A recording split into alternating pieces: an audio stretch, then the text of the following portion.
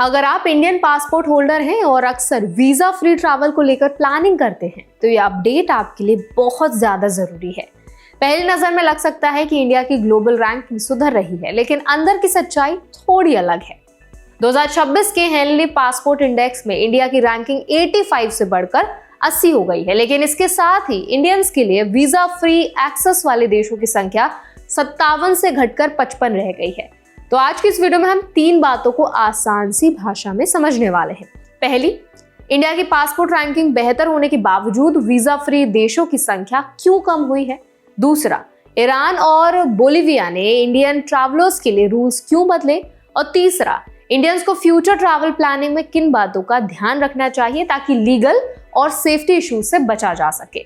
तो चलिए फिर जल्दी से वीडियो को स्टार्ट कर देते हैं। हाय, मेरा नाम है वर्षा दुबे और आप मुझे देख रहे हैं टेक एड पर। सबसे पहले समझना जरूरी है कि पासपोर्ट रैंकिंग सिर्फ ये नहीं बताती कि आप कितने देशों में बिना वीजा जा सकते हैं। ये ग्लोबल कंपैरिजन होता है जिसमें दूसरे देशों की मूवमेंट भी शामिल होती है।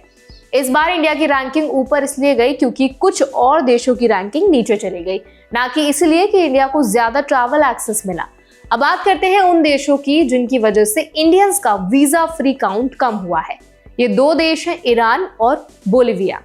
पहले ईरान को समझते हैं। 2025 तक Indian passport holder short stay के लिए ईरान बिना वीजा जा सकते थे। कुछ बेसिक कंडीशंस होती थी जैसे स्टे लिमिट, रिटर्न टिकट और सफिशिएंट फंड्स। ये फैसिलिटी बायलैटरल अग्रीमेंट और टूरिज्म पॉलिसी के तहत दी गई थी, लेकिन नवंबर 2025 में सिचुएशन बदल गई। Indian ministry of external affairs ने बताया कि कई इंडियंस को वीजा फ्री एंट्री के नाम पर ईरान ले जाया गया।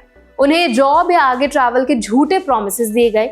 ईरान पहुंचने के बाद कुछ लोगों को किडनैप कर लिया गया और उनसे पैसे मांगे गए।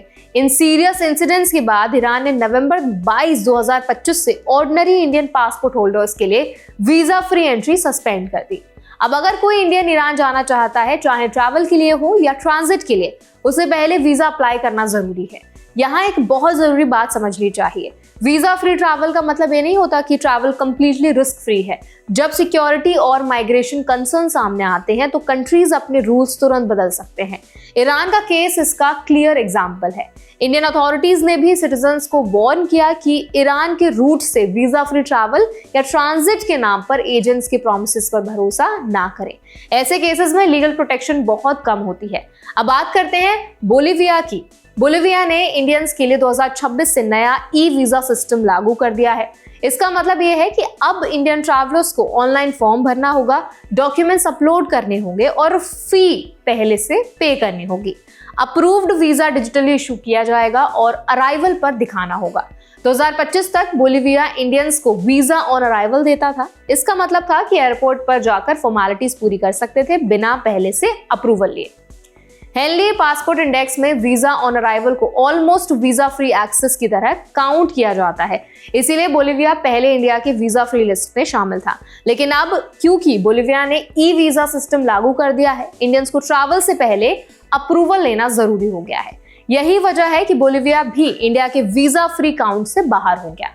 अब समझते हैं व्हाट द रूल्स से और इंडियंस को क्या ध्यान रखना चाहिए। सबसे पहली बात यह है कि visa free, visa on arrival और ई वीजा, ये तीनों अलग अलग कैटेगरीज होती हैं। वीजा फ्री में ट्रैवल से पहले कोई अप्रूवल नहीं चाहिए होता है। वीजा ऑन अराइवल में अप्रूवल अराइवल पर मिलता है, लेकिन ई वीजा में ट्रैवल से पहले गवर्नमेंट अप्रूवल जरूरी होता है। जब कोई कंट्री ई वीजा लागू करती है तो लीगल रिस्पॉन्सिबिलिटी ट्रैवलर की बढ़ जाती है। डॉक्यूमेंट सही ना हो, डिटेल्स मिसमैच हो या अप्रूवल डिले हो जाए तो ट्रैवल प्लान फेल हो सकता है। इंडियंस खासकर जो यूएस या किसी थर्ड कंट्री में रहते हैं, उन्हें समझना चाहिए कि पासपोर्ट स्ट्रेंथ सिर्फ नंबर नहीं है। हर ट्रिप से पहले ऑफिशियल वीजा रूल्स चेक करना जरूरी है क्योंकि पॉलिसीज कभी भी चेंज हो सकती हैं। ईरान वाले केस से एक और लेसन मिलता है। वीजा फ्री ट्रैवल के नाम पर एजेंट्स या मिडिलमैन के प्रॉमिसेस पर भरोसा करना डेंजरस भी हो सकता है, स्पेशली जॉब या फिर ऑनवार्ड ट्रैवल के क्लेम के साथ। अगर कोई कंट्री ट्रांजिट के लिए यूज हो रही है तो रिस्क बहुत बढ़ जाता है। इंडियन ट्रैवलर्स को हमेशा ये चेक करना चाहिए कि ट्रैवल पर्पस साफ हो, डॉक्यूमेंट्स जेन्युइन हो और किसी भी तरह की इलीगल अरेंजमेंट्स में ना फंसे आप। वीजा फ्री एंट्री होने के बावजूद लोकल लॉज पूरी तरह लागू रहते हैं। ये भी समझना जरूरी है कि वीजा फ्री फैसिलिटीज परमानेंट नहीं होती। कंट्रीज सिक्योरिटी, माइग्रेशन और डिप्लोमेटिक रीजन से इन्हें सस्पेंड भी कर सकती हैं। इसीलिए पासपोर्ट रैंकिंग बढ़ने के बावजूद ग्राउंड रियलिटी बदल सकती है। इस पूरे अपडेट से इंडियंस के लिए सबसे बड़ा टेक अवे ये है कि ट्रैवल प्लानिंग सिर्फ पासपोर्ट रैंकिंग देखकर नहीं करनी चाहिए। रूल्स, सेफ्टी अलर्ट्स और गवर्नमेंट एडवाइजरीज इक्वली इंपॉर्टेंट है। इंडिया की रैंकिंग का इंप्रूव होना पॉजिटिव साइन है, लेकिन ईरान और बोलिविया के एग्जाम्पल्स दिखाते हैं कि एक्सेस कम भी हो सकता है। स्मार्ट ट्रैवलर वही है जो रूल्स समझे, डॉक्यूमेंट्स तैयार रखे और शॉर्टकट से दूर रहे। तो अब इस पूरे मुद्दे पर आपकी क्या राय है, आप क्या ओपिनियन रखते हैं, हमें कमेंट्स में जरूर बताएं। ऐसे और अपडेट्स के लिए, वीडियोस के लिए, इन्फॉर्मेशन के लिए हमारा चैनल एनबीटी टेक एड को भी जरूर सब्सक्राइब करें।